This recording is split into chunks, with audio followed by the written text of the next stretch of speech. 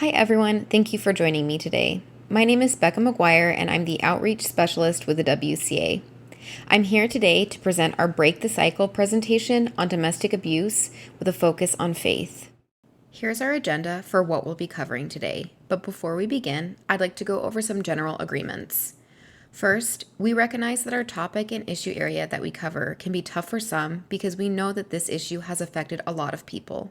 If emotions come up for you, please feel free to take a break from the presentation and take care of yourself. We want to make sure that this is a safe and comfortable environment for everyone. Second, we practice confidentiality in everything that we do, and we invite you to do the same. What is shared in the group stays in the group. If you do decide to share, please do not use any identifying information. Here is what we'll be discussing today in the presentation. We'll be touching on who we are and what services we provide at the WCA. Then we'll be spending a majority of the time talking about domestic abuse, what it looks like, warning signs, theoretical ways of thinking about it, and then we'll learn about ways we can build a safe, healthy community together. So we are the WCA, or the Women's and Children's Alliance, and we are located in downtown Boise. Our mission is to provide safety, healing, and freedom from domestic abuse and sexual assault. We do this by providing services to those who have been affected by domestic abuse and sexual assault. Our mission is what we do, and our vision is why we do it. Our vision is to foster a community where individuals thrive in safe, healthy relationships.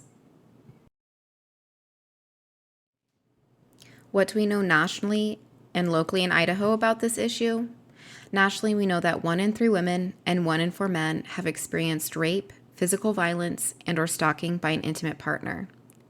Nearly half of both men and women in the U.S. have experienced psychological aggression, which is also known as mental abuse or verbal abuse, by an intimate partner in their lifetime.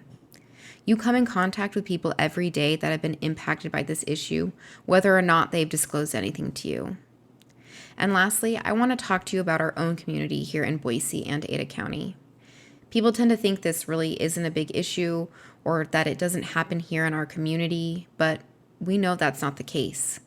In 2019, there were 5,289 911 calls related to domestic abuse, sexual assault, and child abuse. This number has also remained consistent over the past few years, and it means that there's an average of 14 calls for domestic abuse per day, and that number's just in Ada County. And another thing to add is that 911 is usually called when things have severely escalated, and it's usually not the first instance of abuse. What comes to mind when you hear domestic abuse? If you'd like, please take a moment to pause and discuss what comes to mind when you hear the term domestic abuse.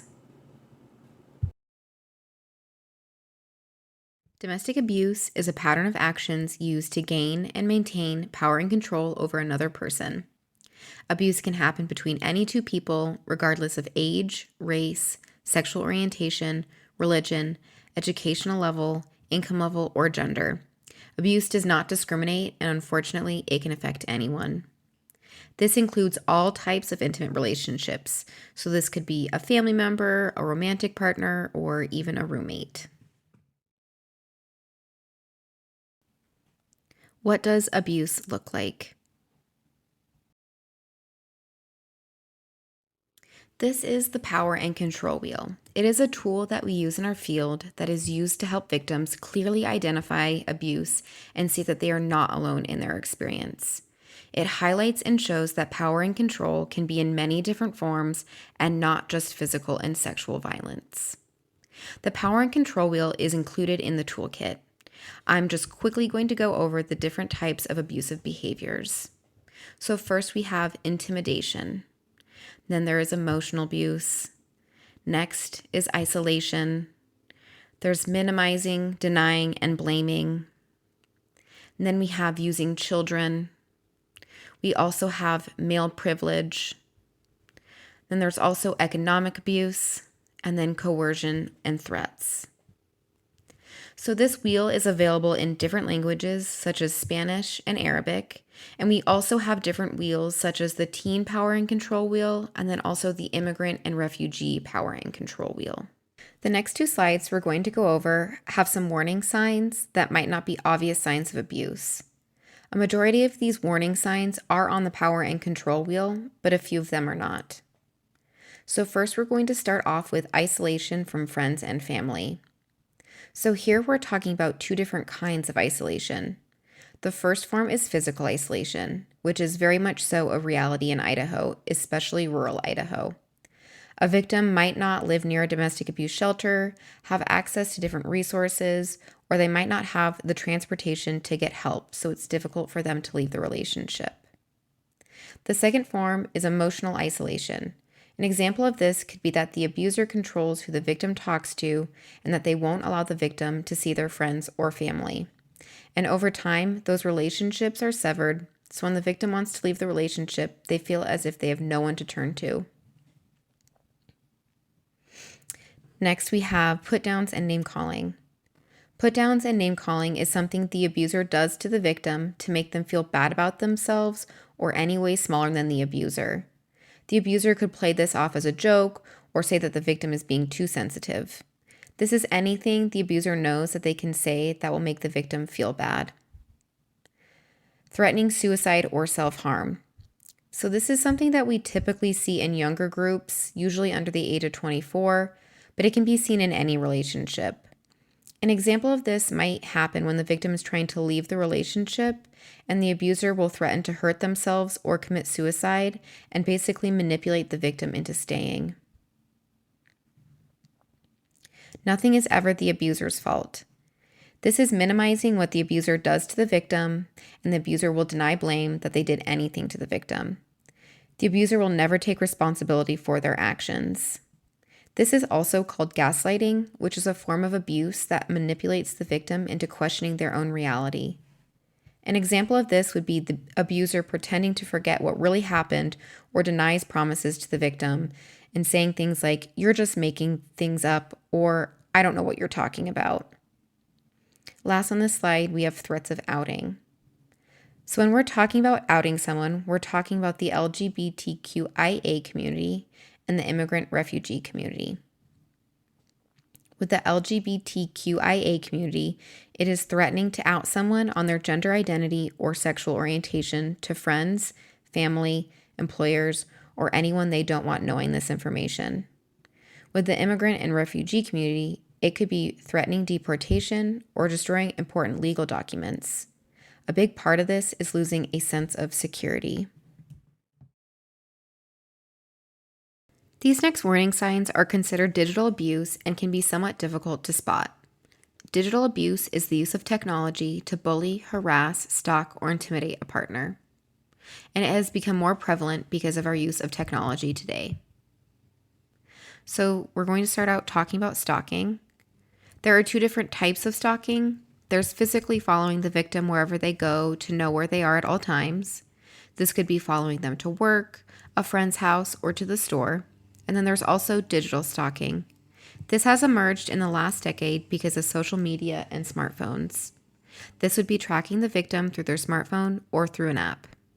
Next is does not respect privacy. This could mean your partner demanding to know your password or hacking into your social media, email, your personal computer, or cell phone. Then there's constant messaging and checkups. So it's not normal or healthy to constantly check up to see what your partner is doing all day when they're not with you. An example of this would be your partner constantly texting and calling you all day to see what you're doing and then getting angry when you do not respond. And last, we have extreme jealousy. An example of this would be someone telling you who you can and cannot be friends with on social media platforms or in real life. Now that we've covered what these relationships look like, I want to go into how they get there. This is a theory-based tool called the cycle of violence, and it shows the pattern of abuse. It is not intended to be a roadmap or definitive of all abusive relationships. The cycle of violence starts out at the calm phase. At first, this is called the honeymoon stage. This is where you fall in love. It might be fast moving, but you start to develop trust and are able to really establish the relationship. It's important to note that there needs to be trust established prior to abuse. And during the calm stage, there might be some bouts of emotional and verbal abuse happening. But eventually, the calm phase turns into the tension building phase. Abuse starts to emerge. The victim feels like they're walking on eggshells, tension's building, fear starts to build. This is then followed by an explosion. There will be an intense episode of abuse. It could be physical or sexual abuse, but it could also be severe emotional and verbal abuse. The explosion is then followed by the I'm sorry phase. The abuser will apologize to the victim for the harm they caused in the explosion. Promises will be made like, I'll go to therapy, or I'll go to anger management, I'll work on this. The abuser will show over-the-top kindness to the victim, and there might be some extravagant gift giving. Eventually, the victim will accept the apology and hope that they follow through with their promises. But that is not the case in an abusive relationship. Unfortunately, the cycle starts all over again. And something we do see in abusive relationships as they progress is that there are two phases that stop. The first phase that stops is the I'm sorry phase, and the second phase that stops is the calm phase. The 4-phase cycle becomes only 2 phases, and it goes back and forth from tension building and explosions. Also, as the relationship progresses, the episodes of violence become more frequent and severe. Why do individuals stay? There are many different barriers to leaving an abusive relationship.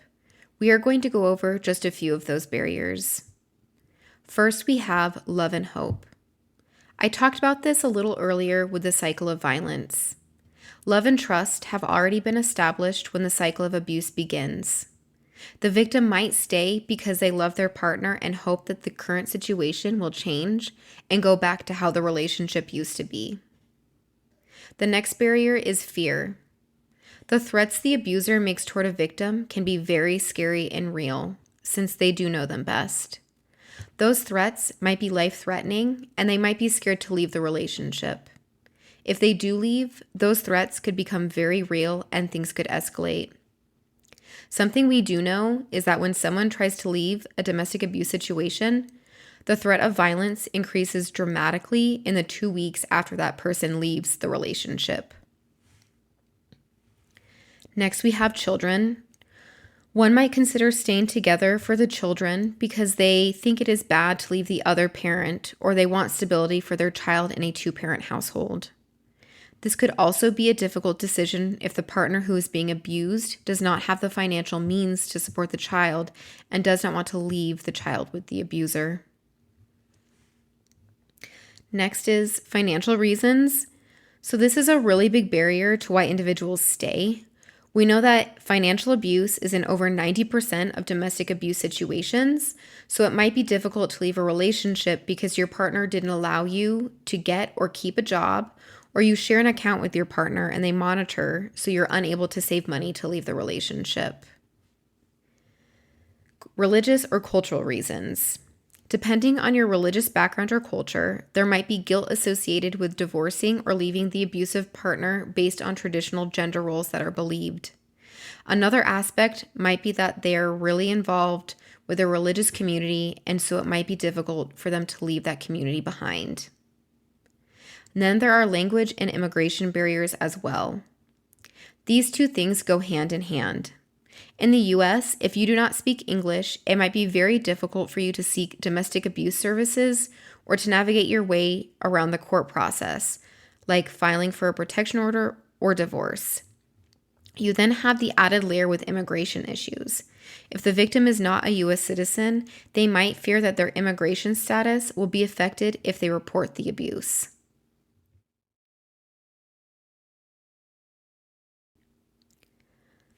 A better question we want to ask is, why do abusers abuse?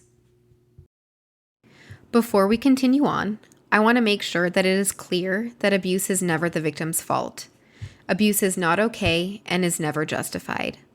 We want to make sure that all victims of domestic abuse and sexual violence are supported and believed.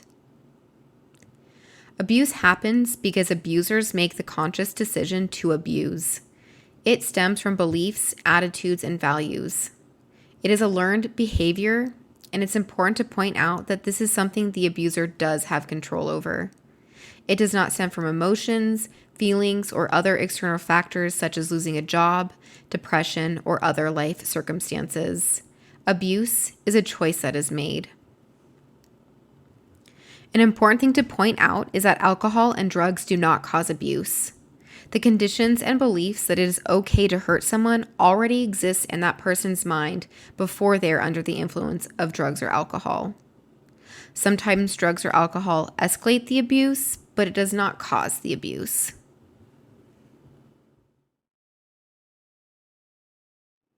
So how does faith fit in with domestic abuse?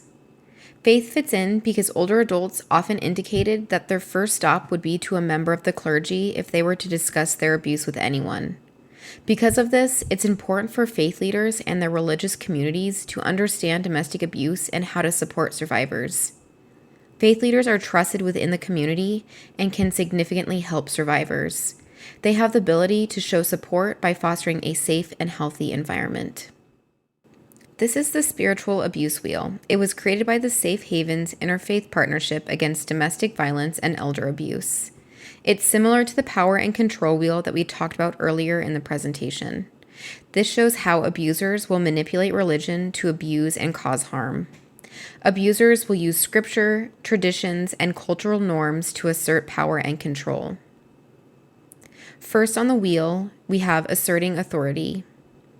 And then we have prolonging abusive relationships, isolation, using community coercion, blaming the victim, restricting access to or use of healthcare, using children, and controlling sexuality and reproduction.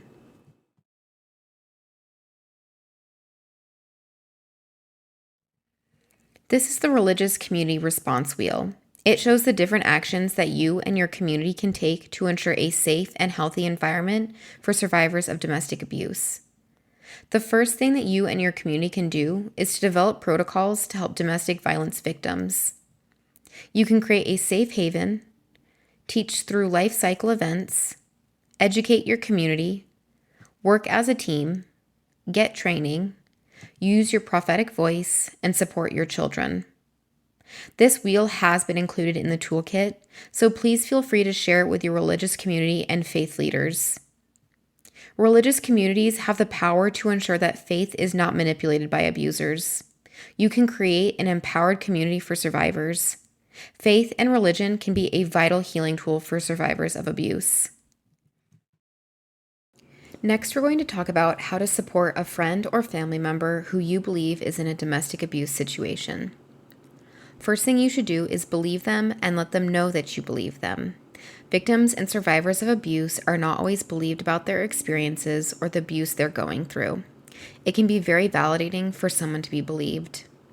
Focus on your friend and not the abuser. Be there for your friend, listen to them, and give them the emotional support they need. We talked a lot about emotional isolation and that many victims face it in abusive situations, so it's very important to keep those lines of communication open with your friend or family member. Next, listen to your friend and let them make their own decisions about their situation. Keep in mind that they've had their power taken away from them, so making their own decisions is very important. Here are some more ways you can support your friend or family member. It can be really difficult watching your loved one in an abusive situation. We know that it takes 7 times on average for someone leaving the abusive relationship to fully leave. This might be challenging for you to watch your loved one go through, but maintaining support and giving them the tools and resources that they can use to get help is one of the best things that you can do. It's important to know that you do not have to have all the answers. You have not been trained to handle a situation like this. You're not a trained medical professional or a trained counselor, and you do not need to be to support your friend or family member. And something else that you can do is reach out to an agency like the WCA. You can call our 24-hour hotlines to ask for different resources to offer to your friend or family member. If throughout this presentation you're finding that some of the signs we've been talking about have resonated with you, know that there are many resources out there to get help. the WCA being just one of those resources that are available. If you're in immediate danger, call 911. The WCA does not have an emergency dispatch line, so if you call our hotlines, we will not be able to get a first responder out to you. At the WCA, all of our services are completely confidential and free. Here is a list of the services we provide at the WCA. I'm first going to go over our safety services. First, we have our 2 confidential 24-hour hotlines that are answered by our trained client advocates. One hotline is for domestic abuse, and the other hotline is for sexual assault. Anyone can call those numbers at any time if they or someone they know needs help. Next, we have our 2 secure shelters. Both our emergency and transitional shelters are 120 days and are in confidential locations with round-the-clock staff assistance. The shelters have private rooms and common living facilities for women and children who are fleeing domestic abuse and sexual assault. Safety planning is also another service we offer. This is a one-on-one meeting with trained WCA personnel. It's an individualized safety plan depending on a person's situation. An example of that might be that if a physical altercation happens, to try to stay out of the bathroom or kitchen because they have the most hard surfaces and sharp objects in them. Another aspect of that plan could be to pack an overnight bag and leave it with someone you trust, with 1 to 2 days of clothes, a small amount of cash, and any important documents you might need. Next is court advocacy. Our trained court advocates help with filling out petitions, provide an educational orientation on the protection order process, and offer support during the court process. Additional services include court accompaniment to civil or criminal proceedings and legal referrals. Next, I'm going to talk to you about our healing services. We have master-level therapists that provide therapy services to adult and child victims of emotional and physical abuse, rape, and sexual assault. Men, women, and children can access these services. We also have 2 support groups that meet weekly. We have Circle of Support on Tuesday evenings for survivors of sexual assault, and WRAP Support Group for survivors of domestic abuse, which is on Wednesday evenings. These groups are free and open to adult female survivors. They're also open to the public, so you do not need to be a residential client of the WCA to come to the support groups. With our freedom services, we have case management, financial empowerment, and life skills classes. All of these services help our clients become as successful as possible when they leave the shelter. Our case managers assist clients in setting and meeting needs and goals such as housing and employment. They work one-on-one with clients to identify their strengths and barriers in order to develop a plan to achieve their goals. Our financial empowerment course provides participants with the resources and coaching necessary to gain economic independence. Our financial empowerment manager also has workshops for teens that teaches them skills on how to save for college, how to establish credit, and planning for bills and living expenses after high school. Our life skills classes are only offered to residential clients that are staying at our shelter. It's an educational group that meets weekly to discuss topics such as wellness, nutrition, job interviewing, finances, budgeting, and more. After this presentation, I think it can be a little overwhelming with the feeling of, what can I do? How can I help my community? There are a few different things that you can do as an individual. You can help change the culture in our community by speaking up when you hear harmful language. An example of this could be a rape joke or a domestic abuse joke. I think not laughing at the joke is speaking up, but also maybe saying in a neutral way, "Hey, I know someone who's experienced that and it was awful. I don't find that funny." The next thing is pretty simple. Just support survivors by believing their stories. We can work to create a world where everyone knows abuse is not okay and it is never the victim's fault. Next, you can promote healthy relationships and boundaries in every relationship in your life. This means using positive communication skills to make sure everyone feels they are heard and respected. Last, and one of my favorite things, is to carry a shoe card. They're one of our key outreach materials. They have important resources on it like our two 24-hour hotlines, some signs of an abusive relationship, a basic safety plan, and other community and national resources. Shoe cards are nice to have because they are small and can fit in your shoe, hence why we call them shoe cards. You can grab one for yourself if you need the resources, grab some for a friend or family member, or even grab a few so you can put them around town or hand one out to someone if you see something happening that makes you a little worried for them. So we have reached the end of our Break the Cycle presentation. Here we have our main business line, our two 24-hour hotlines, our website, and our email. If you have any questions or would like to order shoe cards, please reach out to us on our information email. Thank you so much for joining us today.